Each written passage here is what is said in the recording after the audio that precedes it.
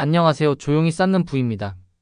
오늘은 조금 특별한 ETF 하나를 깊이 살펴보려 합니다.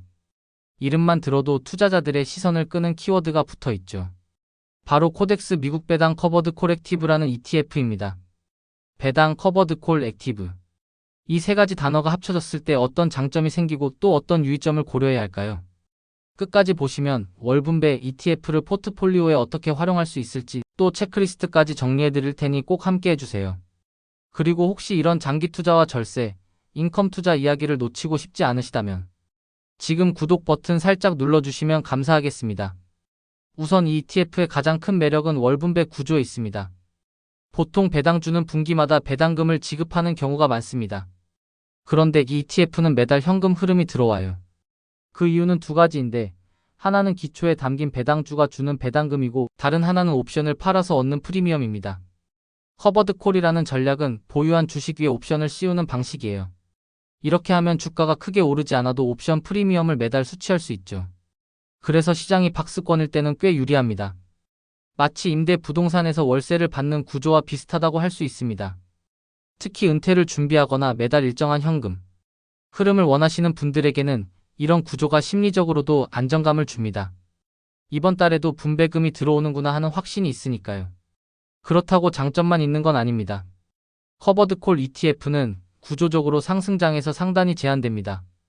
주가가 크게 랠리할 때는 S&P 500이나 QQQ 같은 순수 지수 ETF에 비해 수익률이 떨어질 수밖에 없습니다.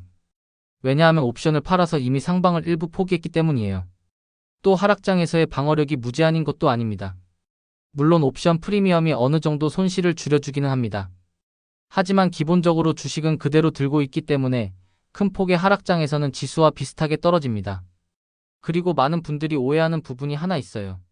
월분배 ETF라고 해서 매달 같은 금액이 들어오는 게 아닙니다. 분배금은 변동형이에요. 시장 변동성, 옵션 프리미엄 수준, 기초 종목들의 배당 일정에 따라 들쑥날쑥할 수 있습니다. 고정 월급처럼 생각하면 안 된다는 거죠.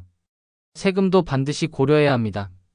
코덱스 미국 배당 커버드 콜액티브는 국내 상장 해외 주식형 ETF에 해당합니다. 그래서 일반 계좌에서 보유하면 매매 차익과 분배금 모두 배당소득세 15.4%가 붙어요.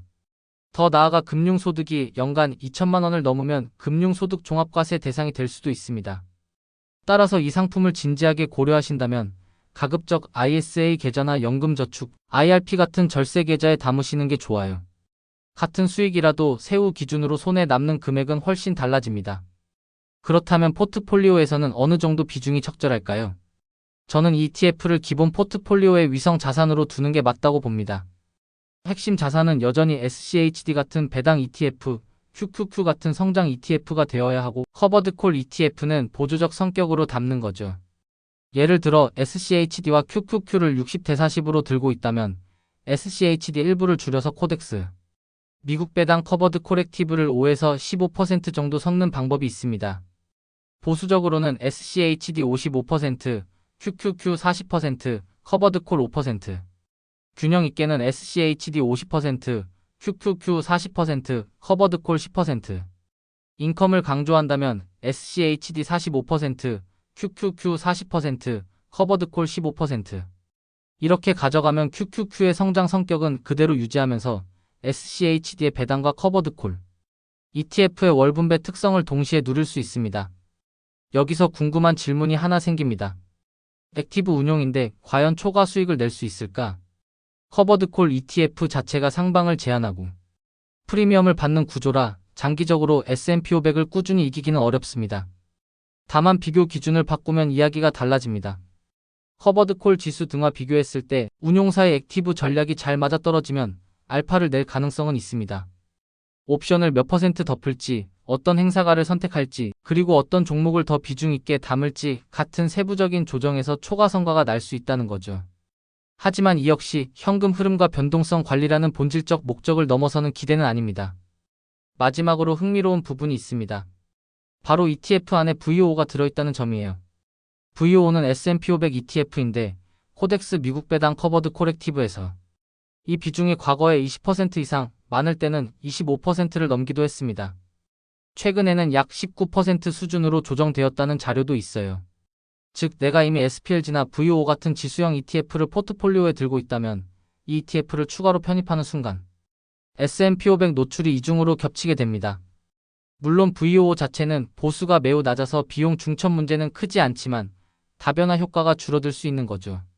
그래서 이 ETF를 담기 전에 내 포트폴리오에서 이미 S&P 500 노출이 얼마나 있는지 먼저 확인하는 것이 필요합니다.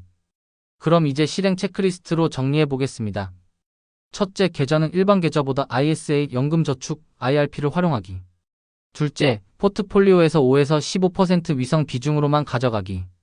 셋째, 이미 보유 중인 S&P 500 ETF와 중복 여부 점검하기. 넷째, 월분배는 변동형이라는 점 기억하기. 다섯째, 장기적으로 S&P 500 초과 수익을 기대하지 말고 현금 흐름과 변동성 관리라는 본질에 집중하기. 이 5가지를 정해둔 날, 정해둔 금액, 정해둔 행동으로 반복해 나가면 불필요한 고민 없이 꾸준히 인컴 전략을 실천할 수 있습니다. 오늘은 이렇게 코덱스 미국 배당 커버드 코렉티브 ETF를 함께 살펴봤습니다. 월분배라는 달콤한 장점과 동시에 상방 제한과 중복 노출이라는 유의점이 있다는 사실. 이 2가지를 함께 기억해 두시면 포트폴리오에서 훨씬 더 균형 잡힌 선택을 하실 수 있을 겁니다. 조용히 쌓는 부 마음이 편안해지는 투자 이야기. 이 영상이 도움이 되셨다면 구독과 좋아요로 함께 해주세요.